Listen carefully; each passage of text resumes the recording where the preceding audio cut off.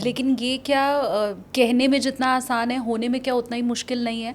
आपने कहा 1 डिग्री हर साल बढ़ता है, तो हमें लगता है ठीक है 1 डिग्री से हो ही क्या जाएगा। मैं उसको भी अगर कम करके बोलूँ कि आधा डिग्री हर साल बढ़ रहा है, तो भी तो आने वाले 20 साल में 10 डिग्री तापमान बढ़ जाएगा। मतलब अभी हम अगर 42-43 देखते हैं दिल्ली और ये पूरा नॉर्थ इंडिया का टेम्परेचर, तो वो क्या अगले 20 साल के बाद हमें 50-51 डिग्री तक दिखाई देने लगेगा? देखिए, हर साल तो 1 डिग्री अपेक्षा नहीं है। प्री इंडस्ट्रियल एरा से लेके अभी तक 1.5 डिग्री सेल्सियस की बढ़ोतरी हुई है इतने सालों में। और जैसा अनुमान लगाया जा रहा है कि हो सकता है उतना समय ना लगे, कम लगे, लेकिन कुछ ही दशक लगें जिसमें कि तापमान 1 डिग्री सेल्सियस और बढ़ जाएगा। कहने की बात है कि 1 डिग्री, लेकिन पहले मैंने जिक्र किया कि ग्लेशियर कलैप्स हो रहे हैं, स्नो लाइन नीचे आ रही है, मौसम में बदलाव हमें देखने को मिल रहा है, ग्लोफ की इंसिडेंट्स बढ़ते जा रही हैं। वो क्यों हो रहा है? वो इसीलिए हो रहा है, जो हमारी वाटर बॉडीज़ हैं धीरे धीरे करके वो डिप्लीट होती जा रही हैं। मैं सिर्फ भारतवर्ष की बात नहीं कर रहा, इंडिया की नहीं, it's world wide that the it's glaciers are collapsing, it is shrinking so much of जितनी स्नो है वो हर साल पिघल के समुद्र का हिस्सा बन जाती है, जिसके कारण समुद्र का जो सतह है, जो मीन सी लेवल बोलते हैं उसको, वो बढ़ रहा है। उसके जो कोस्टल स्टेशंस हैं उन पे खतरा आ रहा है। एक समय आएगा जिसमें कि वो लेवल दिन ब दिन बढ़ता जाएगा। तो बढ़ने के कारण क्या होगा? वो पानी कहाँ जाएगा? वो पानी आपका शोर तोड़ के अंदर की तरफ आएगा, और अंदर की तरफ आएगा तो क्या होगा? So we are inviting another problem, very significant, बहुत, जिस पे हमें जूझना पड़ेगा, चाहे आने वाले दिनों में ही हो। हमें सीरियसली सोचना पड़ेगा उसके बारे में। जी, आपने क्योंकि ये तटीय वाले जो हमारे शहर हैं उनकी बात की, मैं एक डेटा अगर व्यूवर्स को बताऊं सर, आईपीसीसी की तरफ से ये बताया गया, उनकी जो रिपोर्ट है वो ये कहती है कि कैसे हर साल जो वाटर लेवल है, सी वाटर लेवल है, वो बढ़ रहा है, जैसा आपने भी अभी बताया। और अगर इसी तरह तापमान और बढ़ा, 2 डिग्री जब और बढ़ेगा, तो हमारा मुंबई, कोलकाता, चेन्नई, विशाखापट्टनम, पुरी, ये जितने शहर भारत के हैं, इनमें बहुत से इलाके ऐसे होंगे जो 2035 तक, बहुत दूर भी जाने की ज़रूरत नहीं है, 2025 चल रहा है, 2035 तक ये हर साल बाढ़ की भी चपेट में आ सकते हैं, और 2050 तक इसके कुछ हिस्से स्थायी रूप से डूब सकते हैं, परमानेंटली। तो ये तो फिर हमारे लिए तो ये सारे शहर बहुत महत्वपूर्ण हैं। मैंने अभी जैसे जिक्र किया कि इस खतरे से तो हमें जूझना पड़ेगा। देखिए, कुछ कंट्रीज़ अभी भी हैं, जैसे नीदरलैंड है, यूरोप का कंट्री है, वो जो है मेन सी लेवल से नीचे है, उसकी तटवर्ती क्षेत्र है, पूरा कंट्री, कोई भी कंट्री मेन सी लेवल से नीचे नहीं है, लेकिन जो कोस्टल स्टेशंस हैं वो मेन सी लेवल से नीचे हैं। नीदरलैंड एक उसका एग्जाम्पल है। प्लैनेट अर्थ पे सबसे लोएस्ट अगर पॉइंट है अर्थ पे, वो डेड सी पे है, जिसके इर्द गिर्द ये जो आपका इज़राइल, सीरिया, जॉर्डन, ये वाली जो मिडल ईस्ट की पॉकेट है, यही है डेड सी के आसपास। ओके, सबसे ज़्यादा खतरा इन क्षेत्रों पे भी मंडरा रहा है। इसके साथ साथ जो बाकी जो तटवर्ती क्षेत्र होंगे, जिसके कारण कि ज़्यादातर प्रोमिनेंटली इजिप्ट का क्षेत्र है, बांग्लादेश है, मालदीव है, ये सभी कंट्री उसी में है, इंडिया भी उसी में ही, उसी लिस्ट में आएगा। आपने जिन क्षेत्रों का जिक्र किया, ये तो मेन सिटीज़ हैं, क्योंकि मेट्रोज़ हैं, बड़ी सिटीज़ हैं, इसका हम जिक्र कर रहे हैं। हम उन क्षेत्रों को भूल रहे हैं जो हो सकता है छोटी छोटी जगह हों, लेकिन वहाँ भी ये तापमान बढ़ जाने के कारण वहाँ भी सी लेवल बढ़ेगा। It will eat up your space, जो ऑन शोर स्पेस है उसमें इंट्रूड करेगा, इंग्रेस करेगा, तो उसके कारण खतरा आए दिन बढ़ता रहता है। ठीक है, जैसे मैंने कहा, हो सकता है हमें साल, 2 साल, 4, 5 साल में देखने को ना मिले, लेकिन दशकों के हिसाब से बात करें तो दशकों में तो मानसून में भी चेंज हुआ है, रेनफॉल में चेंज हुआ है, तापमान में चेंज हुआ है, क्लाइमेटोलॉजी चेंज हो गई है, अलग अलग ओशंस में अलग अलग तरह के चेंजेस देखने को मिल रहे हैं। ये एक समय है जब हम इसका संज्ञान लें और इसके बारे में सचेत हो जाएं, पर नहीं हो रहा, ये चीज़ें ऐसे ही चलती जा रही हैं। तो दिन तो बहुत दूर नहीं है, ठीक है, कुछ दशक की बात ही है, पर जिन भी सिटीज़ की आपने जिक्र किया है उनका बाकायदा वो थोड़ा ख़तरा है उन पे। इसी कारण, क्लाइमेट चेंज के कारण, तापमान बढ़ने के कारण, जो भी अगर समुद्र का तापमान या स्नो लाइन या ग्लेशियर या जो भी जब कलेप्स होंगे, मैंने जैसे कहा, आ जाके वो पानी सब कुछ वो जो है वो समुद्र में ही आएगा और और जो सी लेवल है वो बढ़ेगा। जब वो बढ़ेगा तो वही पानी जो है आपके क्षेत्रों में, कोस्ट लाइन में, इंडिया की कोस्ट लाइन 7,000 किलोमीटर है, 7,500 टू बी एग्जैक्ट। और इसमें अगर जो आइलैंड्स की बात करें, जैसे बे आइलैंड्स की एक तरफ एक चेन है, 100 से भी ज़्यादा आइलैंड होंगे, और इसी तरह लक्षद्वीप साइड में बहुत सारे इसी मात्रा में यहाँ भी हैं। तो लुप्त हो जाएंगे कई आइलैंड, तो हमारे पास नहीं रहेंगे।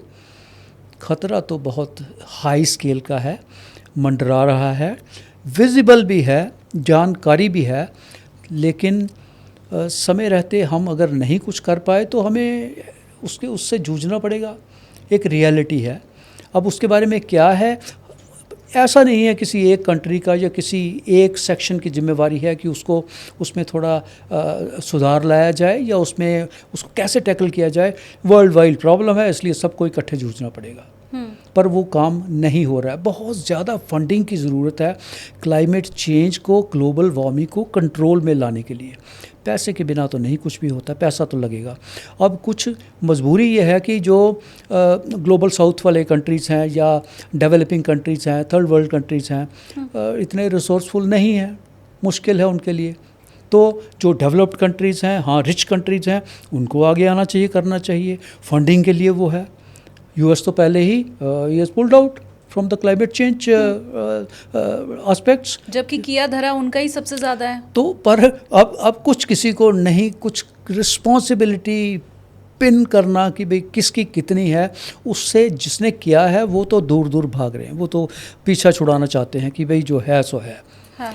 तो इस सब के चलते मुश्किल की है जो थोड़े पुअर कंट्रीज़ हैं, डेवलपिंग कंट्रीज़ हैं, ज़्यादा विकसित नहीं है, उनके लिए ज़्यादा है। तो आने वाले दिनों में भी मुझे ऐसा ही लगता है कि हमें इस प्रॉब्लम का हल तो मुझे कोई नहीं दिख रहा, तो इसी तरह ही हमें जूझना पड़ेगा। अगर किसी तरह हो सकता है असमंजस की स्थिति ना रहे, और जो भी चाहे अगली कॉप जो है कॉन्फ्रेंस ऑफ पार्टीज़ में जो होगा, कुछ ना कुछ ऐसे डिसीजन तो पेरिस एग्रीमेंट से लेके चला था और अभी तक हम यहाँ पहुँचे हैं, और बीच में मुझे आई एम अफ्रेड कि कुछ ज़्यादा नहीं हो पाया है। तो इसलिए कुछ ना कुछ बुद्धिमत्ता इसी में होगी कि अगर हम फर्मली एक रिजॉल्व लेके अगर कुछ कदम उठाए जाएं कि ये तभी सिचुएशन कंट्रोल में आ जाएगी। हालांकि सभी को ही इसका फ़ायदा होगा, किसी को कम किसी को ज़्यादा ज़रूर है, लेकिन वल्नरेबिलिटी तो सबके लिए एक जैसी है। तो इसलिए सुझाव यही है कि ऐसे जब भी कोई स्टेज हो, कोई फोरम हो या ऐसे मंच जब अवेलेबल होते हैं, तो उनमें इसके बारे में सीरियसली डिस्कशन करके कुछ ऐसे स्टेप लिए जाएं और उसको फॉलो अप किया जाए, ताकि उसका विजिबली हमें देखने को फ़ायदा मिले अगले कॉन्फ्रेंस तक। जी।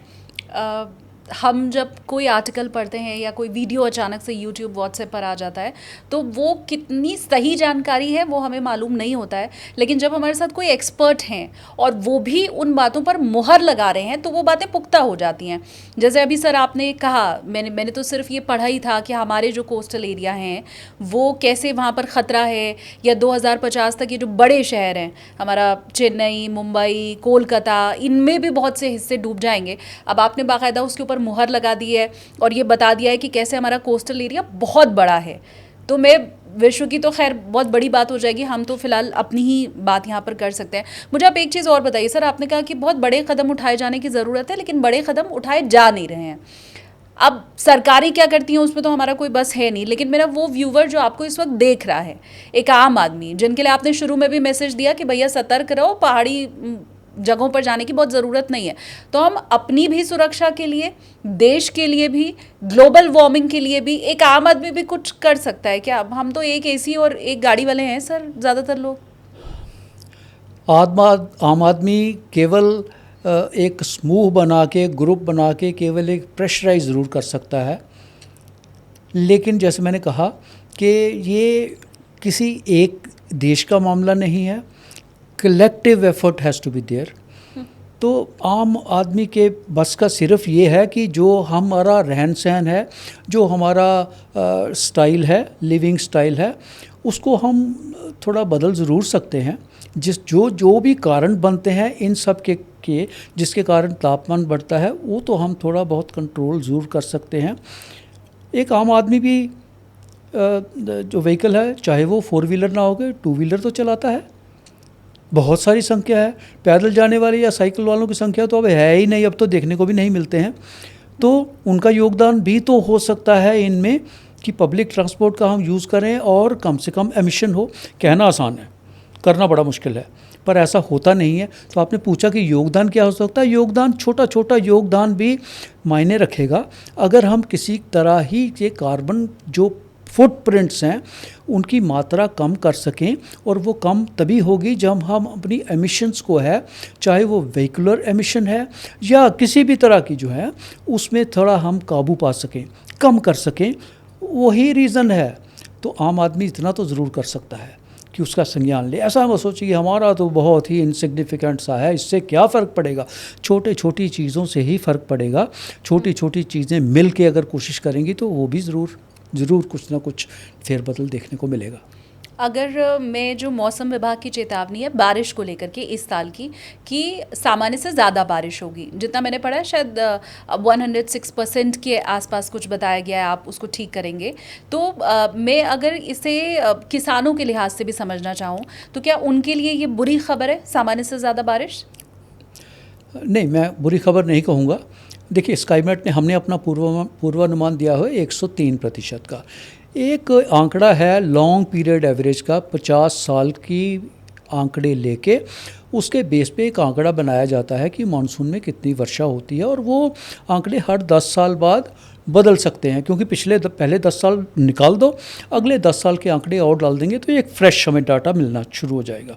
और ऐसा था भी, जैसे आज के दिन में आप 868 जो मिलीमीटर वर्षा है पूरे मानसून की, वो पहले 25 मिलीमीटर ज़्यादा होती थी। आप 15 साल पहले की बात करें तो पहले करीब 89 सेंटीमीटर थी, अब वो घट के 86.8 लगभग 87 सेंटीमीटर है।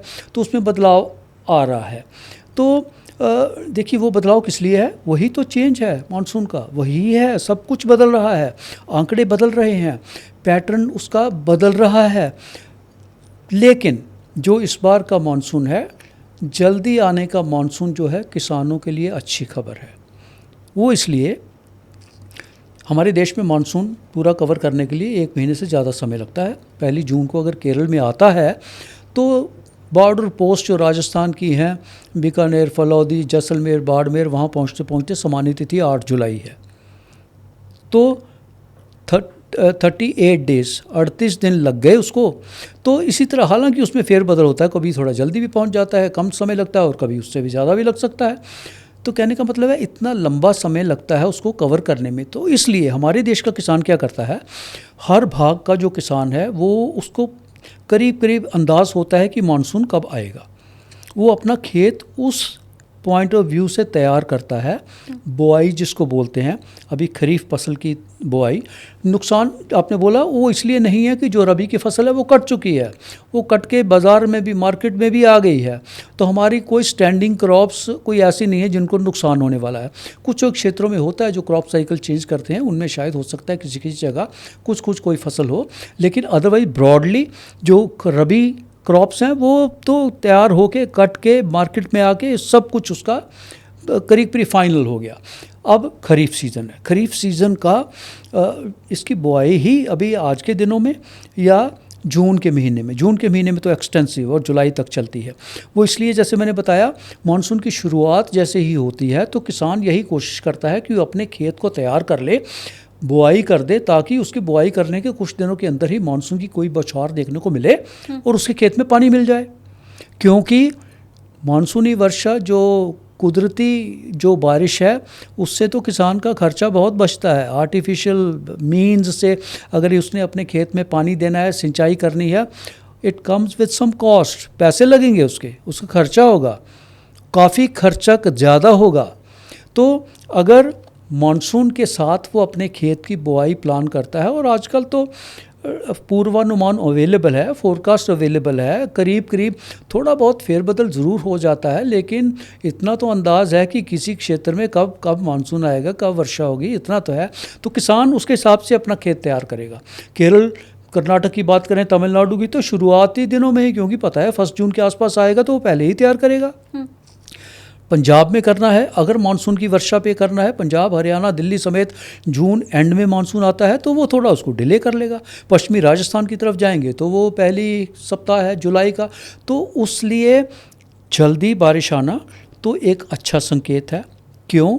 उसके सॉइल मॉइस्चर बढ़ जाता है, हवा में नमी बढ़ जाती है, तो ये एक अच्छे साइंस हैं जो फसल के लिए, जो बोने के लिए और उसके शुरुआती दौर के लिए अच्छे साइंस हैं। ख़तरा तो तभी होता है, नुकसान तभी होता है जब वो थोड़ा सा अनकंट्रोल्ड एक्टिविटी हो जाए, फ्लडिंग रेंज आ जाए। हालांकि कहीं कहीं बारिश ज़्यादा हुई भी है। अगर आप मुंबई की बात करें तो अच्छा जल्दी भी आया है मानसून, और बहुत तेज़, स्ट्रॉन्ग, हाँ। बहुत ऑलमोस्ट अनप्रेसिडेंटेड। कोलाबा में लगभग आज के दिन में 460 मिलीमीटर बारिश हो गई है, जो कि बारिश लगभग जून में होती है इतनी। मई में बारिश नहीं होती है, नाम मात्र होती है। 11 मिलीमीटर एक महीने में होती है बारिश मई में, और उसकी जगह करीब करीब 450 मिलीमीटर से ज़्यादा वर्षा। तो वो तो थोड़ा अनमैनेजेबल सिचुएशन है। तटवर्ती क्षेत्रों में तो थोड़ा ऐसी स्थिति है, चाहे केरल की बात करें, कोस्टल कर्नाटक की बात करें, या कोंकण रीजन की बात करें, है। लेकिन ज़्यादातर भीतरी भाग जो हैं, जो मैटर करते हैं ज़्यादा, उसमें ऐसी कोई परिस्थितियां नहीं बनी। और आने वाले दिनों में, जैसे मैंने अभी कहा, 40% एरिया विशेषकर महाराष्ट्र के बहुत सारे क्षेत्रों में मानसून कवर कर चुका है। तेलंगाना पूरा, कर्नाटक पूरा, तमिलनाडु, केरल, गोवा समेत इन सब में, और वो नॉर्थ ईस्ट इंडिया पूरा कंप्लीट, जितनी 7 स्टेट्स हैं उससे बढ़ के आगे भी सिक्किम, सब हिमालयन, वेस्ट बंगाल तक मानसून पहुंच गया है, वो पहुंच चुका है। 40% एरिया देश का मानसून से कवर हो चुका है। हालांकि उसमें अभी थोड़ी ब्रेक लगेगी आने वाले दिनों में, और 2-3 दिन की बात ही करें, यही चाल तो नहीं रहेगी। यही तो वेरिएबिलिटी है, इंट्रा सीजनल वेरिएबिलिटी जो मानसून की है, वो इसी में ही है। और फिर हम उसके बाद शायद हमें इंतज़ार करना पड़ेगी, भाई बारिश और कब आएगी उत्तर प्रदेश में, बिहार में, झारखंड में, और भीतरी भाग जो है मध्य प्रदेश, छत्तीसगढ़ के, कि भाई वहाँ बारिश कब आएगी। हालांकि सामान्य तिथि वहाँ भी 15 जून के बाद ही है। बिहार, झारखंड के क्षेत्रों में सामान्य तिथि 15 जून है, और उससे और आगे चले जाएं तो 20 जून के आसपास उत्तर प्रदेश और मध्य प्रदेश की बात करें। समय तो बहुत है, अभी तो हम मई के आखिरी दिनों में हैं, तो सामान्य तिथि के लिए भी समय है। पर लेकिन एक सेंटिमेंट से बन जाते हैं कि बाकी जगह मानसून आ गया है, हमारे भी हो सकता है जल्दी आ जाए। तो इसलिए मैंने जैसे कहा, कुछ ब्रेक्स ज़रूर लगेंगे उन क्षेत्रों में जो पूर्वी भाग हैं हमारे, बिहार, झारखंड, उत्तर प्रदेश, मध्य प्रदेश।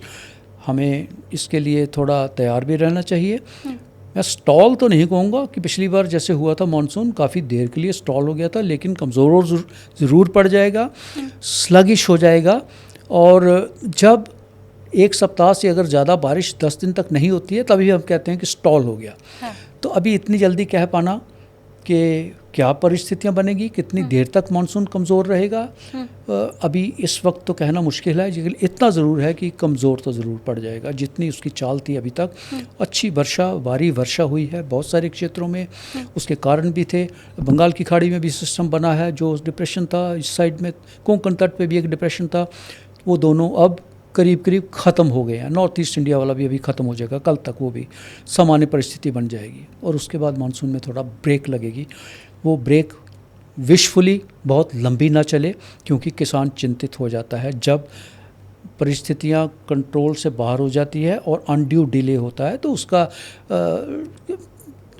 कुछ ना कुछ चिंताजनक स्थिति तो ज़रूर बन जाती है। पर मानसून ये है, Sometime it gives you anxious moments, sometime it's very liberal and gives you some pleasant and happy moments, but it's a part of monsoon.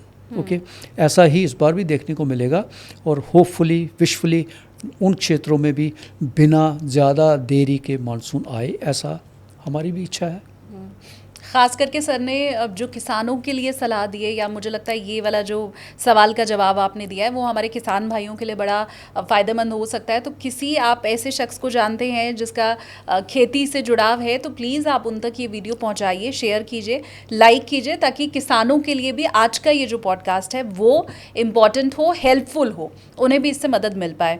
तो सर अब अगर मैं लैंडिंग की तरफ आगे बढ़ूं पॉडकास्ट में और ये समझना चाहूँ आपके अनुभव के आधार पे, क्योंकि आप बार बार ये कह रहे हैं कि अभी तो बहुत जल्दी हो जाएगा बता पाना आगे फोरकास्ट, लेकिन क्या ये जल्दी बारिश और समय से ज़्यादा बारिश का जो पूर्वानुमान है वो क्या आगे बाढ़ के ख़तरे का भी संकेत दे रहा है? देखिए, कोई इतना ज़्यादा बारिश का भी पूर्वानुमान नहीं है या फोरकास्ट नहीं है, चाहे आप 103% कहिए जो स्काईमेट ने दिया है या 105, 106 जो अपनी नेशनल वेदर एजेंसी है उन्होंने दिया है। 105-6 लेके चलेंगे तो हल्का सा वो अबव नॉर्मल होता है, lowest side of above normal, और अगर स्काईमेट का लेके चलेंगे 103% वो हाईएस्ट साइड ऑफ नॉर्मल है।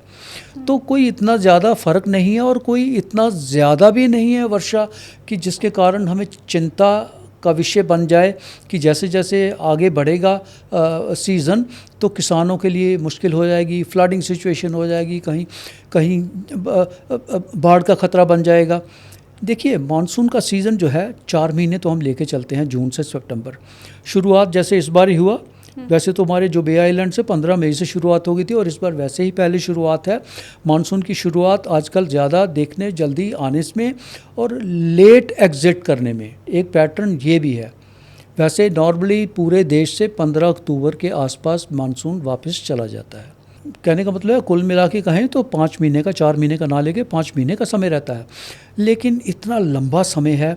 हर समय एक तरह की अच्छी सी चाल रहे, अच्छी वर्षा रहे, उन क्षेत्रों में रहे जहां हम चाहते हैं, उस समय पे आए जिस समय हम चाहते हैं, ये तो संभव नहीं है। लेकिन हमारे देश में बहुत सारे कृषि प्रधान एरियाज़ हैं, क्षेत्र हैं, जिनको हम कहते हैं मॉनसून रेनफेड जोन, और उसके साथ साथ कुछ monsoon core months. Monsoon core months की बात करें, इन सब जो मैंने 4-5 महीने की बात की, जुलाई और अगस्त का महीना कोर मॉनसून मंथ्स हैं जिनमें बहुत एक क्रूशियल हैं मॉनसून के लिए भी, किसान के लिए भी। और इस कोर मॉनसून मंथ्स में जो मॉनसून रेनफेड जोन है वो है हमारा महाराष्ट्र, मध्य प्रदेश, गुजरात, उसके साथ लगे हुए राजस्थान के क्षेत्र। पूर्व में जाएंगे तो इवन छत्तीसगढ़, बिहार, ये वाले झारखंड जैसे क्षेत्र ये बहुत ज़्यादा निर्भर करते हैं मानसून रेन पे, इसलिए हम इनको कहते हैं रेनफेड जोन। तो इन क्षेत्रों में अगर पर्याप्त वर्षा नहीं होती है, एडिक्वेट रेन्स नहीं आती हैं, रेन्स तब नहीं आती हैं जब चाहिए, तो फिर मुश्किल समय देखने को मिल सकता है। बाकी जहाँ तक बाढ़ की स्थिति है, कुछ एक इंसिडेंट तो हर मानसून में, कोई भी मानसून ऐसा नहीं गुजरा जिसमें कि कुछ क्षेत्रों में हमें थोड़ी सी प्रतिकूल परिस्थितियां देखने को मिलें कि जिनमें फ्लड लाइक सिचुएशन या कुछ ऐसा होता है, कुछ दिनों के लिए ही हो। नॉर्थ ईस्ट इंडिया जो है वो हमारा प्रोन है बाढ़ के लिए। मेन रीज़न रहता है बाढ़ आने के लिए, ज़्यादातर रीज़न रहता है हमारे वाटर बॉडीज़, लेक्स हैं, नदियां हैं, विशेषकर नदियां, क्योंकि वो उफान पे आती हैं अपने बीच द बैंक्स और उनमें से सारा पानी जो है इकट्ठा होके अंदर आ जाता है।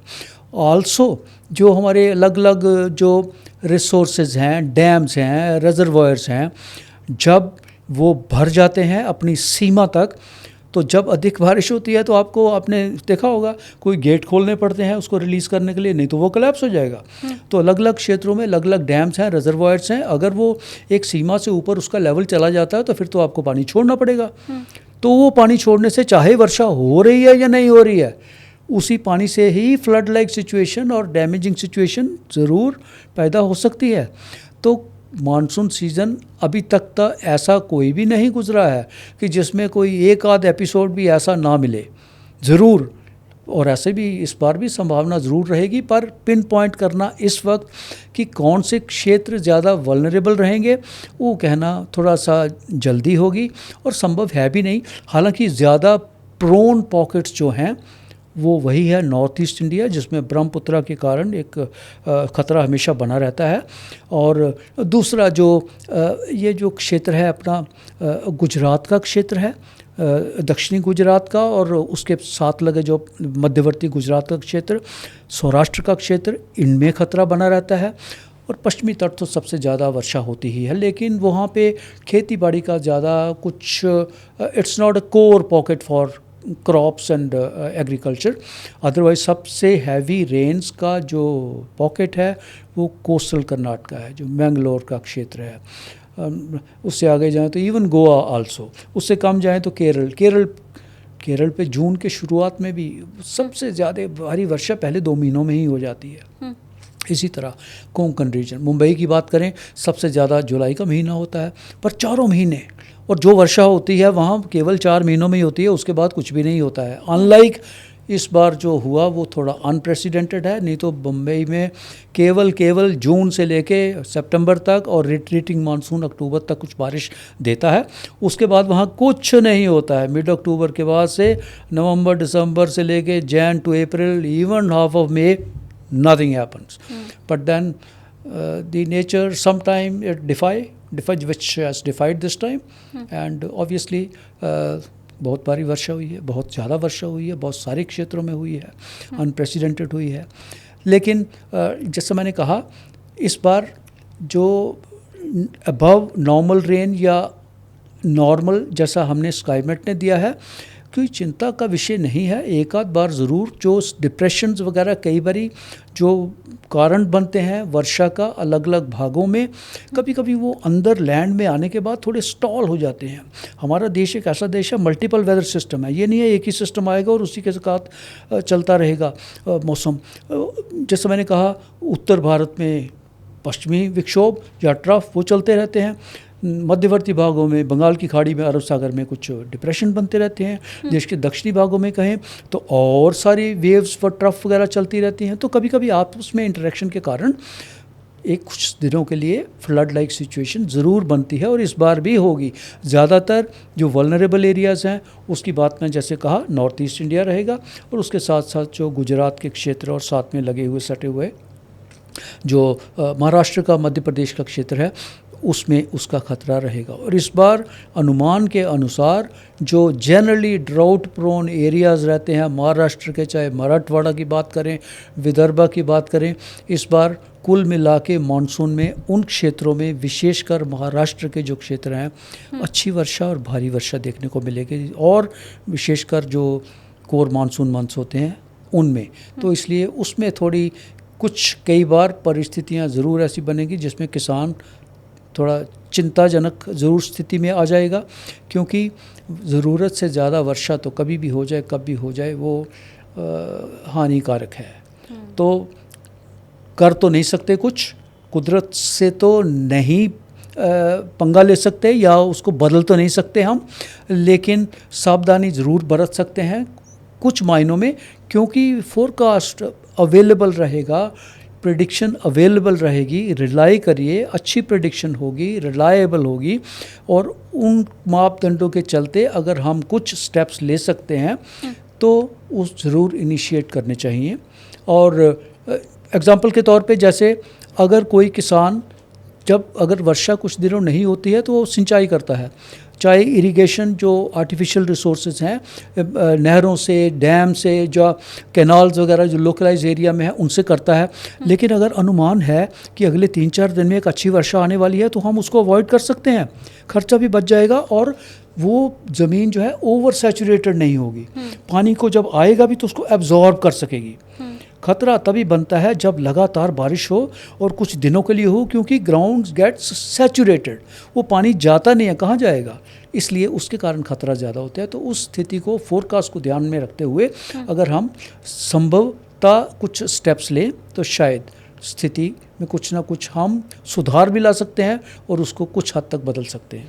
टूरिस्ट के लिहाज से मुझे लगता है मैंने गोवा मिस कर दिया। अभी आपने अपने जवाब में जब गोवा बोला तो मुझे याद आया, हालांकि मॉनसून का वेदर पीक सीज़न नहीं है गोवा के लिए, लेकिन फिर भी अगर हम समझना चाहें, जैसे आपने पहाड़ों का समझाया कि वहाँ अगर आप जाने की प्लानिंग कर रहे हैं तो वो कभी भी ख़तरनाक हो सकता है आपके लिए, क्या ये सिचुएशन गोवा के लिए भी रहती है या वहाँ के लिए आपकी चेतावनी कुछ अलग रहेगी? देखिए, गोवा का तो आजकल ऑफ सीज़न है वैसे।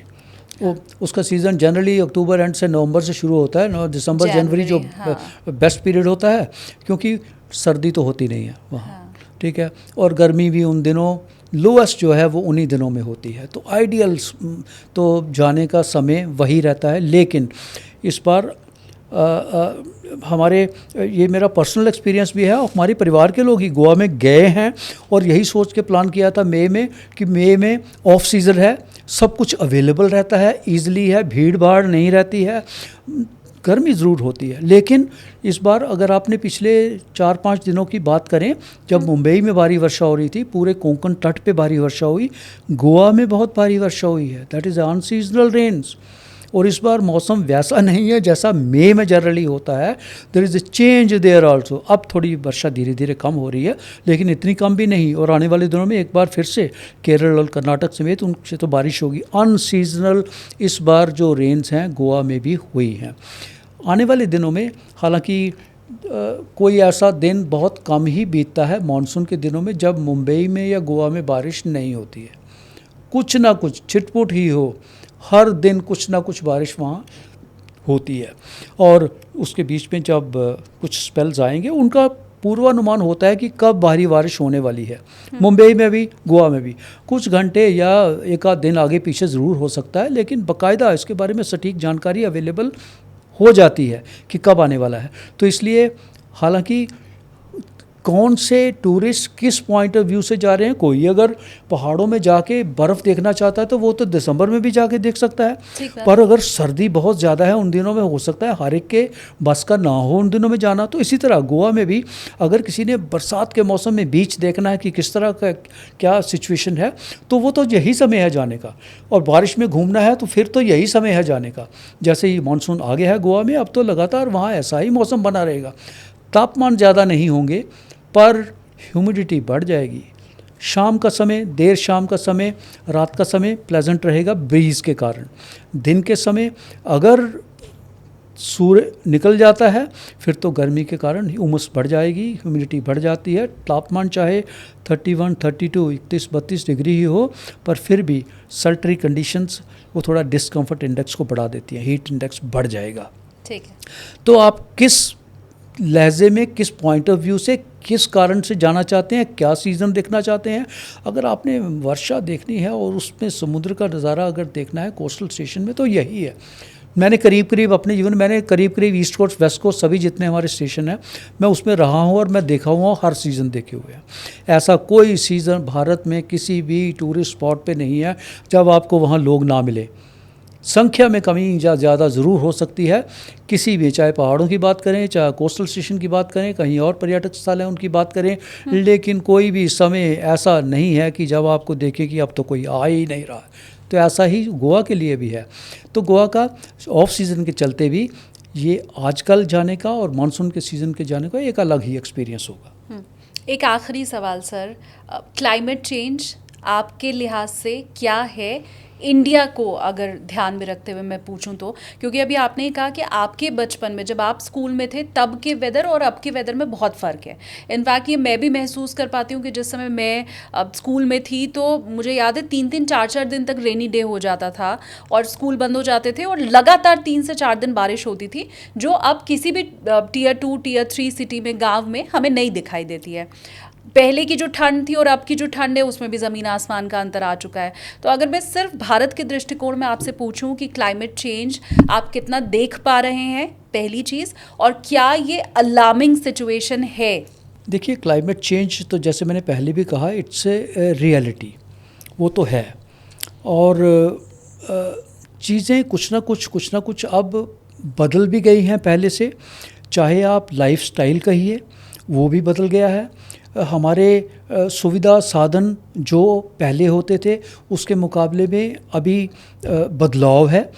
अब देखें, हम बात करें तो काफ़ी ज़्यादा उन चीज़ों ये सब कंट्रीब्यूटरी फैक्टर हैं जो क्लाइमेट चेंज की तरफ और ज़्यादा हमें सतर्कता बरतने के लिए थोड़ा और सुझाव देते हैं कि हमें ज़रूर उसके बारे में कुछ ना कुछ करना चाहिए।